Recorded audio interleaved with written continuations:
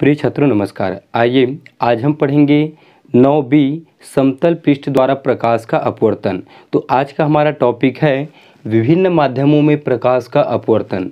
तो पिछले क्लास में आपको पढ़ाया था पार्श्विक विस्थापन के बारे में, उसके व्यंजक को हल करके आपको दिखाया था। उस वीडियो को आप नहीं देखे हैं तो डिस्क्रिप्शन बॉक्स में आपको फिजिक्स से 12th तक का प्लेलिस्ट मिल जाएगा, या वीडियो के अंत में भी आपको प्लेलिस्ट का लिंक मिल जाएगा। उसे क्लिक करके आप उस वीडियो को देख सकते हैं। और यदि आप हमारे चैनल पर नए हैं तो चैनल को सब्सक्राइब जरूर करें, साथ ही साथ बेल आइकन को भी प्रेस कर लीजिए, जिससे हम इसी तरह के नए नए वीडियो अपलोड करेंगे तो उसका नोटिफिकेशन सबसे पहले आपको मिल जाएगा। तो आइए स्टार्ट करते हैं विभिन्न माध्यमों में प्रकाश का अपवर्तन। तो टॉपिक से ही क्लियर है, विभिन्न माध्यम मतलब हमारे पास यहाँ पे जो माध्यम है वो 3 से 4 माध्यम है। ठीक, क्या क्या माध्यम है देखिए, वायु, जल, कांच और पुनः वायु। तो 4 माध्यम है हमारे पास। तो ये समांतर फलक है और इसका जो प्रथम माध्यम और अंतिम माध्यम है, जैसे ये फर्स्ट माध्यम वायु है और अंतिम क्या है, वो भी वायु है। तो जब प्रथम और अंतिम माध्यम समान होते हैं तो वहाँ पे आपतित किरण और निर्गत किरण सदैव बराबर होते हैं। ठीक, तो चलिए देखिए। तो सबसे पहले प्रकाश किरण क्या करेंगे हम, प्रकाश किरण PQ को, ये वायु क्या होगा, वायु और जल को देखेंगे तो वायु होगा विरल और जल क्या होगा, सघन। तो प्रकाश विरल से सघन में प्रवेश करेगा, अर्थात वायु से जल में प्रवेश करेगा। तो चलिए भाई प्रकाश किरण आपतित कराते हैं, ये इस तरह से। ठीक, ये P और ये नाम दे देते हैं यहाँ पे Q। तो एक प्रकाश किरण PQ वायु से चल के क्या होती है, जल में अपवर्तित होती है। तो चूंकि वायु विरल माध्यम है और जल सघन माध्यम है, तो विरल से जब सघन में कोई प्रकाश किरण जाता है तो अभिलंब की ओर झुकता है। ठीक, तो प्रकाश किरण क्या होगा, इस तरह से ऐसे झुक जाएगा। ठीक, और अभिलंब और ये इस आपतित किरण के बीच के कोण को हम आपतन कोण कहते हैं। फिर यहाँ पे हम एक अभिलंब ले लेते हैं, ये इस तरह से। ठीक, अब यहाँ पे ये अपवर्तित किरण है PQ और इस बिंदु को नाम दे देते हैं हम R। ठीक, ये अपवर्तित किरण है Q और R। तो यहाँ पे जो कोण बनेगा उसको हम क्या बोलेंगे, अपवर्तन कोण कहेंगे। और यहाँ पे फिर हमको अपवर्तित किरण मिलेगा, इसलिए हम इसको R1 नाम दे देते हैं, R1। एकांतर कोण के परिभाषा से जब ये R1 है तो ये वाला कोण भी क्या होगा, ये वाला भी होगा R1। ये ठीक छोटा सा है, याद रखेंगे। एकांतर कोण से जब ये वाला R1 है तो ये वाला कोण भी क्या होगा, वो भी R1 होगा। अब प्रकाश किरण जल से कांच में प्रवेश करेगा।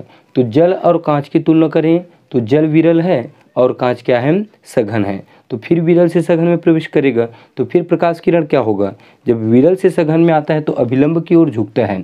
तो फिर प्रकाश किरण क्या होगा, फिर ऐसे झुक जाएगा, ये इस तरह से। ठीक, ये बेंड हुआ है, इसमें भले दिखाई नहीं दे रहा है आपको, लेकिन आप जब चित्र बनाएंगे तो इसको बेंड करेंगे, झुकाएंगे। तो अब इस पृष्ठ के लिए ये वाला आपतन कोण होगा R1 और ये फिर क्या होगा, अपवर्तन कोण होगा। तो इसको नाम दे देते हैं हम R2 और यहाँ पे हम फिर ले लेते हैं एक अभिलंब। ठीक, ये इस तरह से। अब ये R2 है तो ये वाला कोण भी क्या होगा, ये भी R2 होगा।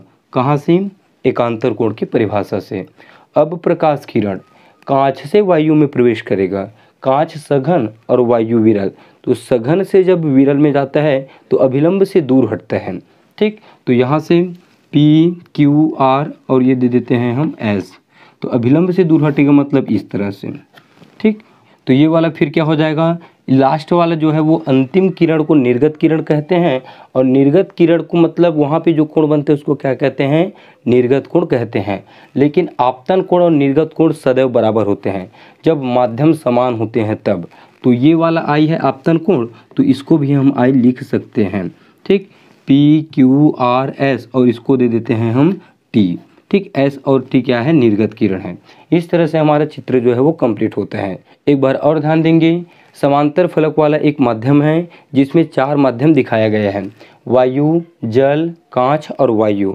ठीक, प्रकाश किरण PQ वायु से जब जल में प्रवेश करती है तो अभिलंब की ओर झुकता है और पुनः जल से कांच में प्रवेश करता है तो फिर अभिलंब की ओर झुकता है और अंतिम में कांच से वायु में प्रवेश करता है तो अभिलंब से दूर हटता है। उस स्थिति में आपतित किरण और निर्गत किरण सदैव बराबर होते हैं, तब आपतन कोण और निर्गत कोण भी क्या होंगे, आपस में बराबर होंगे।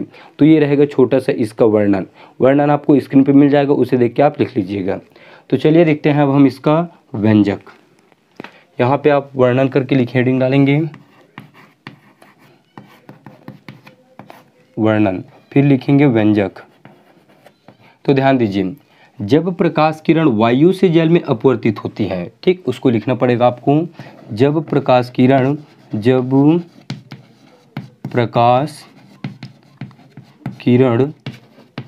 कोण आई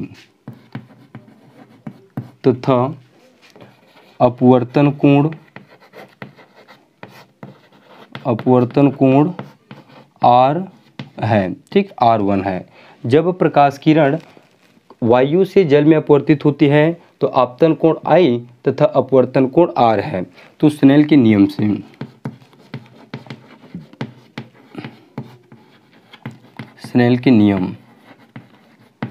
नियम से क्या हो जाएगा? स्नेल का नियम हो जाता है म्यू, ठीक, माध्यम क्या होगा भाई? वायु मतलब एयर और जल मतलब W, कांच ग्लास हो जाएगा और फिर ये होगा एयर। तो एयर से किस में आएगा? वाटर में आएगा। तो हम लिखेंगे इसको ए म्यू W इक्वल टू आपतन कोण I, तो साइन I, अपवर्तन कोण R1, तो साइन R1, इसे दीजिए समीकरण 1। अब उसके बाद जल से कांच में, ठीक, तो इसको मैं शॉर्ट में लिख रहा हूँ, जल से कांच में, ठीक, प्रकाश किरण जल से कांच में जाएगा तो आपतन कोण क्या होगा? जल से कांच के लिए आपतन कोण हो जाएगा R1 और अपवर्तन कोण हो जाएगा R2, क्योंकि इस पृष्ठ के लिए ये वाला किरण क्या होगा? आपतित किरण होगा। तो R1 क्या कहलाएगा? आपतन कोण, और ये क्या होगा? अपवर्तन कोण। तो R2 क्या कहलाएगा? अपवर्तन कोण कहलाएगा। तो जल से कांच के लिए आपतन कोण क्या है? जल से कांच के लिए आपतन कोण R1 तथा अपवर्तन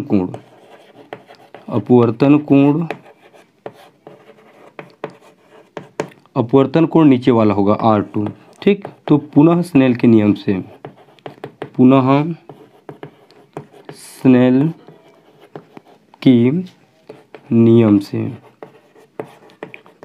पुनः स्नेल का नियम लगाइए।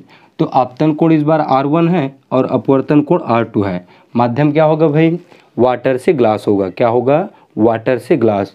तो ये हो जाएगा W mu G equal to आपतन कोण R1 साइन R1 बटे साइन R2, ठीक, इसे दीजिए समीकरण 2। अब तीसरा, कांच से वायु में, ठीक, तो कांच से वायु के लिए कांच से वायु के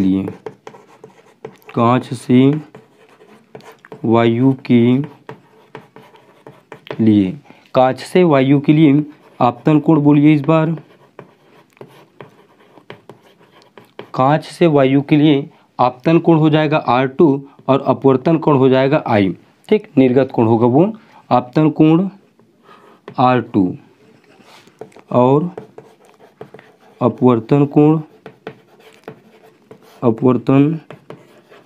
कोण I है, ठीक। तो पुनः फिर हम क्या करेंगे? इसमें स्नेल का नियम लगाएंगे। यहाँ पे लिख लेना स्नेल के नियम से।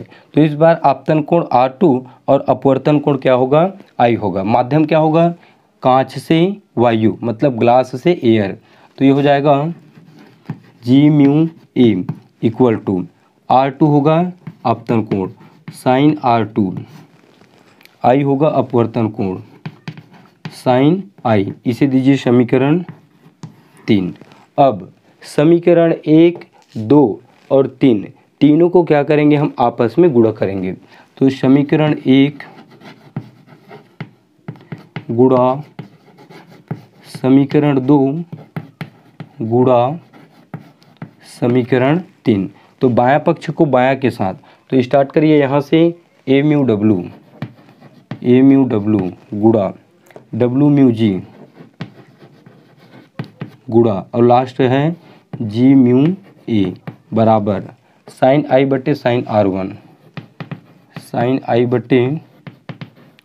R1 सेकंड साइन R1 बटे साइन R2 साइन R1 बटे साइन R2 ठीक, इसके गुणा में, गुणा को मैं यहाँ लिख देता हूँ। फिर थर्ड नंबर का है साइन R2 बटे साइन आई, साइन R2 बटे साइन आई।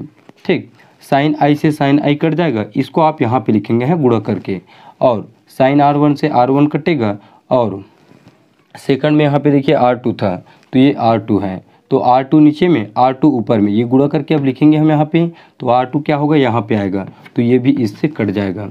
तो हमको मिलेगा A mu W, W mu G और G म्यू A इक्वल में 1 मिलेगा। ठीक, तो इसमें क्या होता है, इसका जो क्वेश्चन है वो इसी को उठा के देता है कि इसको प्रूफ कीजिए, सिद्ध कीजिए करके, और इसमें एक छोटा सा और स्टेप आगे बढ़ाता है। उसको देखिए कौन सा स्टेप आगे बढ़ता है इसमें, और तो इसके आगे सिद्ध कीजिए करके एक छोटा सा और दिया रहता है, उसको देखिए क्या होता है। ठीक, उसमें आप इसको बचाएंगे, मतलब जल से कांच, इस माध्यम को यहाँ पे छोड़ के दोनों पक्षांतर करेंगे, तो ये हो जाएगा W म्यू G बराबर 1/, ठीक, ये पक्षांतर होगा तो A म्यू W गुणा ये भी पक्षांतर होगा G म्यू A। अब हम क्या करते हैं, इसमें से इसको A म्यू W को यहीं पे रखते हैं और G म्यू A को ऊपर ले जाते हैं। जब हम इसको ऊपर ले जाएंगे तो उत्क्रमणिता के सिद्धांत से इसका माध्यम क्या होगा, बदल जाएगा। ठीक, तो ये इस तरह से होगा W mu G equal to G mu A, ये ऊपर जाएगा, जैसे ही ये ऊपर जाएगा इसका माध्यम बदल जाएगा। जैसे क्या था, हम ग्लास से एयर में था, तो एयर से ग्लास हो जाएगा, ऊपर जाएगा तो ये हो जाएगा A म्यू G। ठीक, ये क्या है, उत्क्रमणिता का सिद्धांत है। उत्क्रमणिता के सिद्धांत में क्या होता है, माध्यम जो है वो बदल जाता है। ठीक, और ये नीचे में रहेगा A म्यू W। ठीक, तो इसको देता है सिद्ध करने के लिए क्वेश्चन पेपर में। ठीक, ये दोनों पूछे जाते हैं या करके। ठीक, दोनों को आपको यहाँ तक सिद्ध करना पड़ेगा, सिर्फ है 2 लाइन बस है, यहाँ बगल में इसके बारे में लिख देता हूँ मैं। ठीक, 1/, G म्यू A जब ऊपर जाएगा तो क्या बनेगा, A म्यू G बनेगा।